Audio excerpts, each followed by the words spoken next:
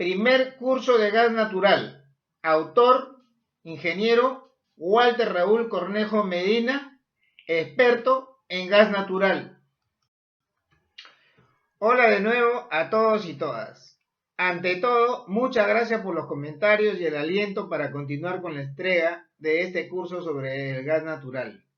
Continuamos con esta segunda parte. Gas natural asociado y no asociado. Pareciera que se trata de un problema de diccionario. No es así. El gas asociado es aquel que acompaña al petróleo cuando éste se produce. En los primeros tiempos de producción de petróleo en un pozo, las presiones pueden ser relativamente elevadas, hasta miles de libras por pulgada cuadrada. Una atmósfera es más o menos un bar, igual a 14.5 libras por pulgada cuadrada. Bueno, con el tiempo, la presión interna del pozo decae y se necesitan bombas para poder extraerlo.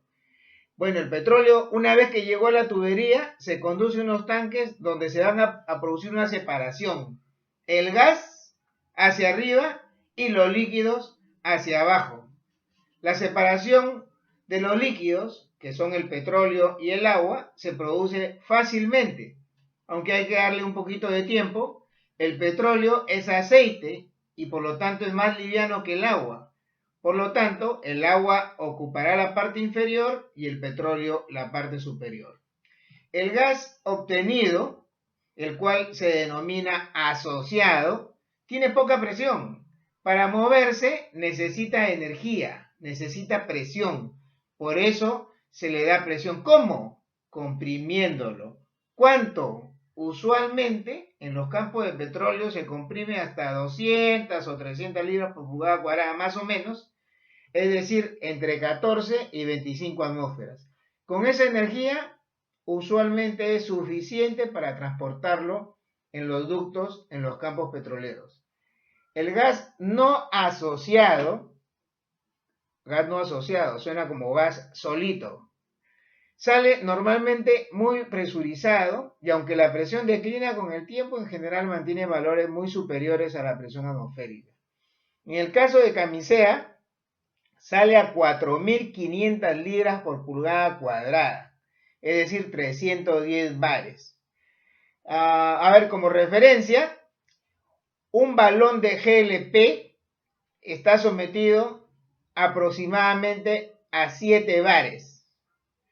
Un poco más de 100 libras por pulgada cuadrada, para que tengan una referencia. Camisea, el gas sale a 4.500 libras por pulgada cuadrada. A diferencia del gas asociado, a este gas no asociado más bien hay que bajarle la presión. Se dice que hay que regularle la presión.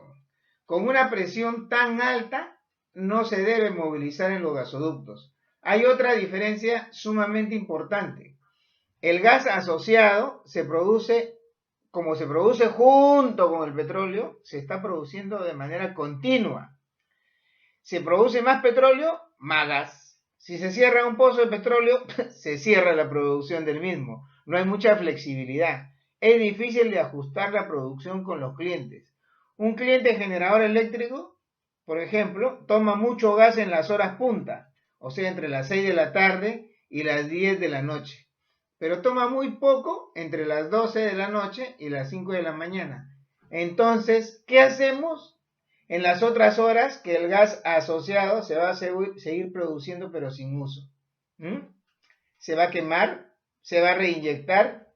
En cambio, el gas natural no asociado se puede ajustar mejor a la curva de consumo de los clientes. Téngalo en cuenta esto la próxima vez que le den un contrato que diga que usted toma o paga, el famoso take or pay. Y le dicen que sea por hora, no es aceptable. En este ejercicio, en el caso del gas natural comprimido, el cual se usa mientras llena el camión y se deja de usar hasta que llegue el siguiente camión, también puede evidenciarse que el consumo no es constante, sino intermitente. Y los huecos entre consumo y consumo generan que exista gas sin uso y por ende se tenga que reinyectar o quemar. Y usted, productor, ya sabe, ese usuario será intermitente. ¿Quién pagará por la reinyección del gas en las horas que no se utilice? Bueno, ahora ya saben por qué en los antiguos campamentos de la IPC el gas en las cocinas de las casas no se apagaba nunca. Bueno, otro tema más, el origen del gas y el biogás. Algunos dirán que esa historia de que el petróleo y el gas surgieron de la descomposición de los organismos marinos y terrestres suena a buena teoría, pero que no sirve para nada. Pero no es así. El ser humano es observador y es ingenioso. Hoy aplica esa teoría para producir biogás. ¿A partir de qué? A partir de la materia descompuesta, de ciertos vegetales y del excremento, o sea, lo que cuenta la historia.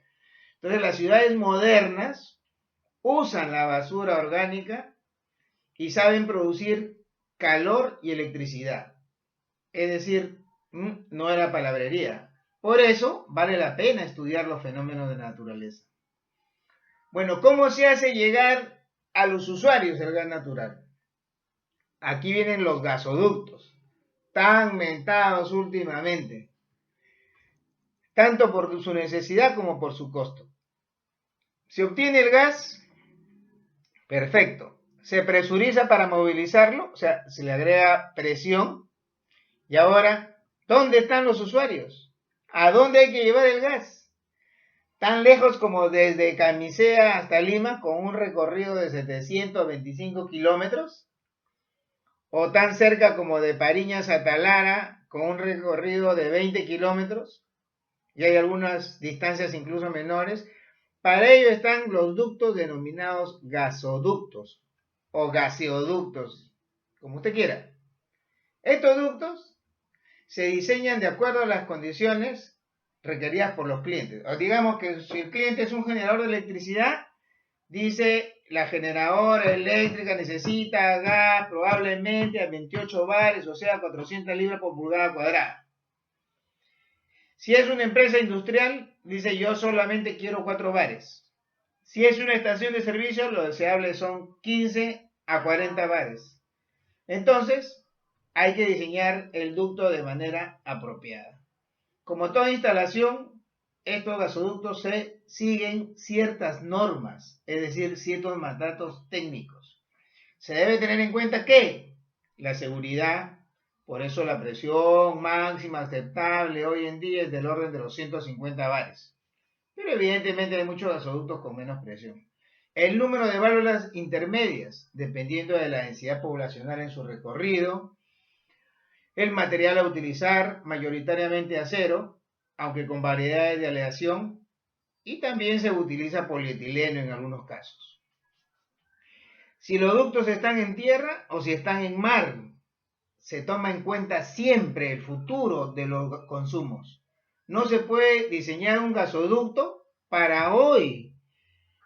Miren este comportamiento tan distinto entre un gasoducto y un oleoducto, entre el petróleo y el gas. Los campos petroleros empiezan produciendo mucho, lo máximo, y luego su producción va declinando. Los campos de gas empiezan atendiendo mercados incipientes, menores al inicio, pero después con el tiempo va creciendo la demanda y entonces mientras el oleoducto al comienzo se usa en su máximo requerimiento, en el caso de los gasoductos esto ocurre más bien hacia el final. Digamos que siempre pueden haber excepciones, ¿no? Bueno, los gasoductos importantes requieren grandes inversiones. El gasoducto de Camisea requirió una inversión de alrededor de 800 millones de dólares, más o menos 1.1 millón de dólares por cada kilómetro. Empieza con 32 pulgadas de diámetro. El gasoducto proyectado por Kuntur para el sur del país fue de 1.085 kilómetros y planteado por dicha empresa en 1.350 millones de dólares de inversión, es decir, 1.3 millones de dólares por cada kilómetro, un poquito más que el gasoducto de Camisea a Lima, y también empezaba con 32 pulgadas de diámetro. España actualmente es alimentada por un gasoducto de 1.620 kilómetros que viene desde Argelia y tuvo una inversión de 2.300 millones de dólares, más o menos 1.4 millones de dólares por kilómetro. Ahí estamos por ahí. Esta fue una obra compleja por atravesar pues secciones de mar y además partes de tierra, ¿no? Ese sí fue un ducto muy grande con 48 pulgadas de diámetro. Bueno, hay otros ductos, más bien yo diría más pequeños, y particularmente a nosotros nos tocó participar en un diseño de un gasoducto de 33 kilómetros de longitud y una red de 15 kilómetros de recolección de gas en el campo. Se trataba más bien de una inversión más modesta, del orden de los 4 millones de dólares, y otro flujo de gas mucho más modestos también, ¿no? Ahora, imaginemos un gasoducto que recolecte el gas de los distintos campos del norte y lo entrega a las regiones del norte, a Tumbes, a Piura, a La Libertad, a Lambayeque, a Ancash y Cajamarca. ¿No sería una maravilla? ¿Cómo ayudaría a la descentralización y al desarrollo del país? Finalmente, por la importancia que tienen estos medios de transporte del gas natural, son considerados servicios públicos y por tanto son regulados por el Estado. Quiere decir que los propietarios no pueden cobrar cualquier tarifa. El Estado hace un contrato de concesión y ahí se expresan ciertas reglas de oro, ¿no? Incluyendo la tarifa. Una regla de oro es el acceso abierto, o sea, el concesionario de transporte debe permitir que varios productores y varios clientes lo puedan utilizar. El concesionario del gasoducto no puede ser dueño del gas tampoco, solo es un transportista, nada más. La concesión del transporte dura al menos 20 años y se puede renovar hasta alcanzar 60 años. Les adelanto que este plazo es el mismo que en la concesión de distribución de gas natural. El transportista de gas natural, o sea, el concesionario de transporte de gas natural, no es un distribuidor. No tiene por finalidad llevar el gas desde el campo a todos y cada uno de los usuarios. No, sino lo lleva hasta un punto de entrada a la ciudad denominado City Gate y en algunas ocasiones a algunos clientes específicos muy grandes. En este punto de entrega que se denomina City Gates, y pueden haber varios City Gates para un gasoducto, se le reduce la presión al gas natural para que tenga valores razonables para las ciudades. Desde el City Gate, el distribuidor es quien debe llevar el gas natural a los usuarios. Muchas gracias.